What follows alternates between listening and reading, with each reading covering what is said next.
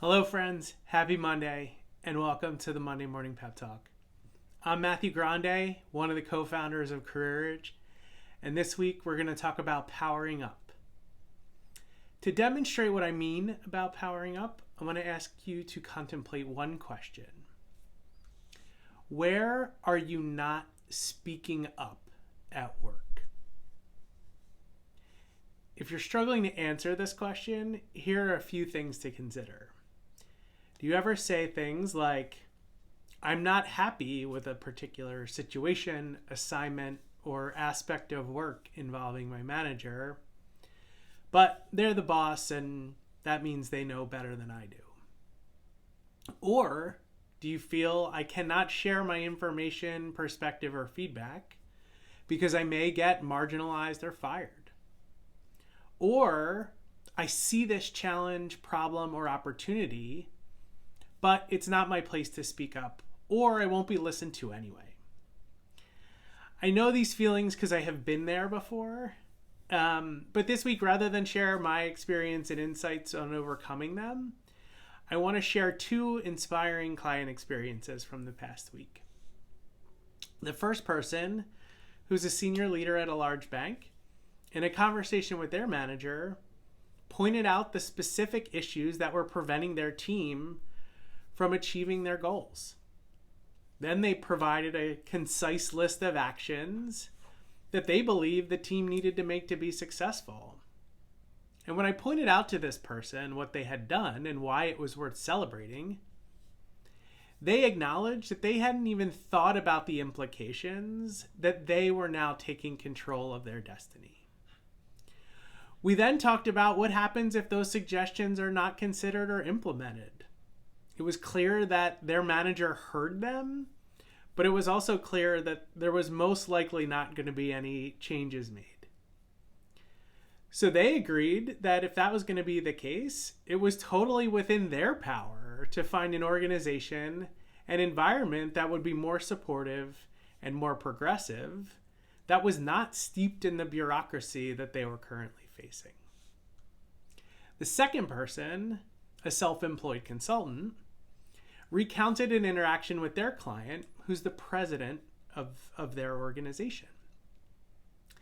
They had the courage to identify to their client where very clearly the organization and that leader were not taking steps that were well informed by best practices.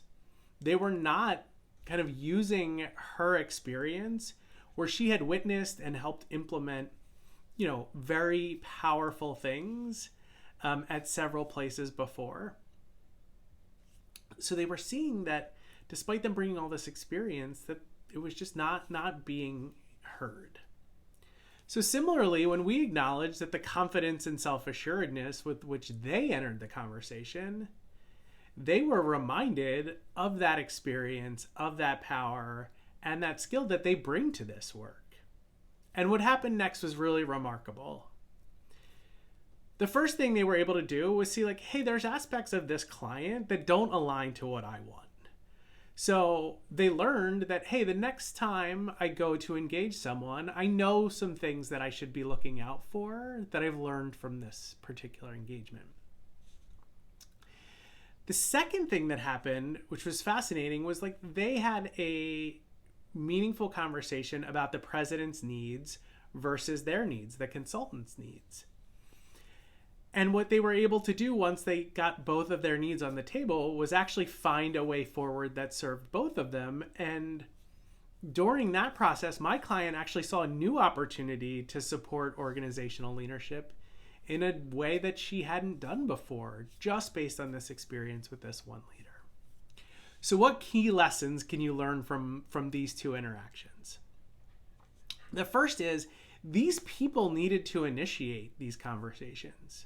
In both cases, the leaders were not driving the conversations, so these individuals needed to.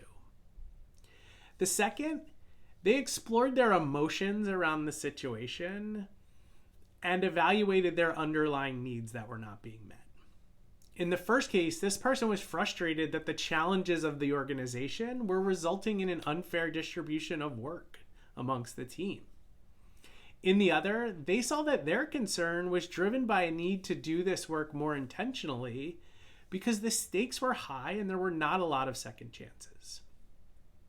The next thing to learn from them is both of these people were very objective in their observations. They named specific actions and opportunities that they were seeing that were very much grounded in the mission and the goals of that organization. They were able to demonstrate objectively how the organization was not working in support of those goals. Next, they provided a pathway forward and the results that they anticipated. In both cases, these people clearly laid out what they believed needed to happen and what they saw as some of the outcomes that they could expect if they implemented these suggestions. And finally, and I think this is important, they became unattached to the outcome for themselves. Both of these people acknowledged that if their suggestions were not heard or heeded, it was within their power to change jobs or even change clients. They did not have to stay in a place where their needs might not be met. So regardless of where you work or who you work for, you have to remember you have power. You have the power to speak up, the power to advocate, the power to challenge, and the power to be an agent of change. And you can do so in a way that you're unattached from that outcome. Because if you believe in the work and how to accomplish what you want in a meaningful way, you can easily go do it in a more collaborative and progressive environment if you so choose. And if you don't believe me, please let me know where you work, and I promise I will find you a place that does it more intentionally. So what are a few things you can do this week to power up? First, ask yourself, where are you not speaking up at work? In what circumstances do you see something that is not serving you, the team, or the organization, and have been reluctant to act? Now, in those areas, ask yourself, what is stopping you? And then feel through that thing. Are you afraid of being judged, marginalized, fired? Are you afraid that your perspective is not valid? Feel through whatever that worst case scenario is for you. Imagine it happening and allow yourself to feel what it'll feel like. This step's important because it'll help ease some of that hesitation and anxiety. Finally, rehearse the conversation. Write it down, record it via audio or video, whatever medium feels right for you, and then practice it with a friend or colleague to get comfortable with the words. I encourage folks to focus on a pretty simple format in these conversations. When I see this objective observation, I feel whatever emotion you have going on inside you. I, or in some cases we, have a need to, whatever your need is or your shared goal is, and then a question of, would you be willing to consider this alternative or this new course of action to meet my needs or to meet our needs? Next, have the conversation. You've felt through the worst case scenario, you've rehearsed it, now it's time to power up. And finally, celebrate the result. Whatever the outcome, you've taken back your power. I tell people you'll get what you want either way. A better situation in your current job or the freedom to find something better. Either way, you win. Whenever you have this feeling at work, remember you're often compromising your needs for someone else's. By not speaking up, you're actually taking away from your own power to do what you believe is right. So please use your voice. Please lean into your power. Please fight for yourself and the work and the life that you want. Good luck this week, friends. Please give us a shout if you need a supportive ear or a rehearsal partner. And remember, we love you, we believe in you, and we're here for you. Take care of yourselves and one another, and we'll see you again next time.